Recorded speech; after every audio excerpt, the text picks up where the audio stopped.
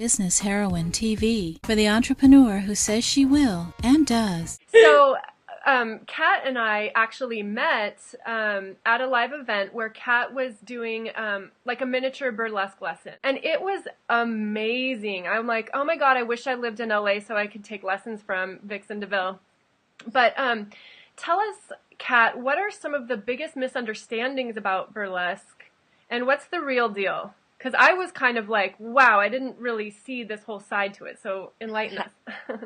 I think it might just be my interpretation of burlesque. When you go to see a burlesque show, you're never always going to see the same show. There's more sort of theatrical burlesque where people take on specific characters, and it's all like kind of nurses and I'm going to be a librarian. And then there's the more sort of classic burlesque where it is very showgirly, and it's about the glitz and the glamour and the costumes and the feather fans.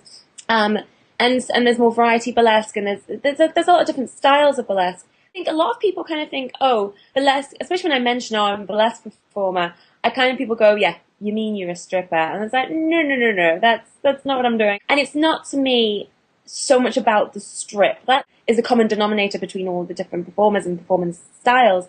But I think people just think, oh, it's just a girl getting on stage and taking her clothes off, and that's it.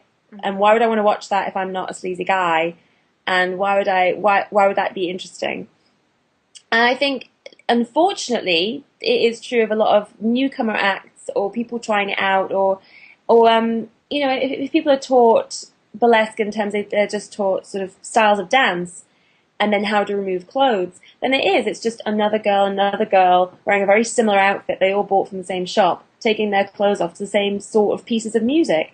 And that I don't find interesting at all. If I go to burlesque night and I see that, it's well done for the girl getting the confidence to get on stage and do that, but that to me is not the crux of burlesque. So when I teach intro, people do come expecting it to be a dance class or a keep fit thing, but my intro is that you can learn skills anywhere else, and someone else can probably teach them better than I can. You can learn like samba dance style, you can learn tap dancing, you can learn to, play the flute, whatever it is, the skill that you want to have, you can learn that. But what I look at is that my three elements, I think, from burlesque that are very important, that you can just pile all the other skills on top of, is you need to have this confidence that comes with you on stage, and this absolute, not shameless, but absolute sort of, I don't mind that you're looking at me, and I invite you to look at me.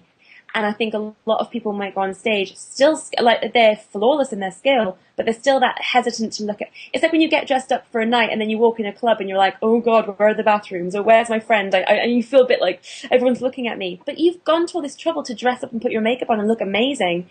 And then you walk out of your house a little bit, ooh, don't look at me.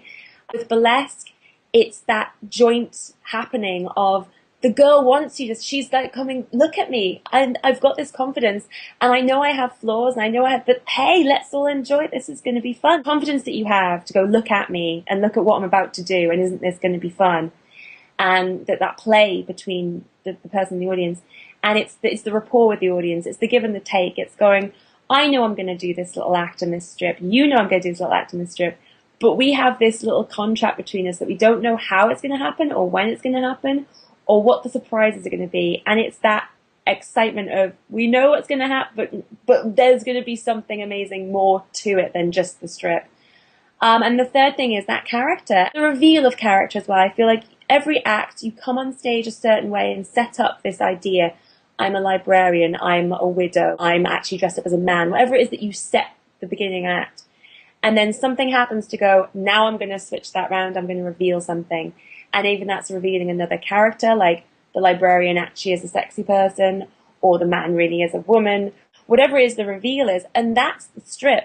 And to me, it's not necessarily revealing flesh, it obviously is that as well, but it's that I'm showing you something that you didn't know before, and I'm setting it up that I'm this, but actually, this is the real deal, this is what's happening. It's always a reveal, but it's not necessarily a reveal of flesh, it's a reveal of idea, a reveal of character, a reveal of story.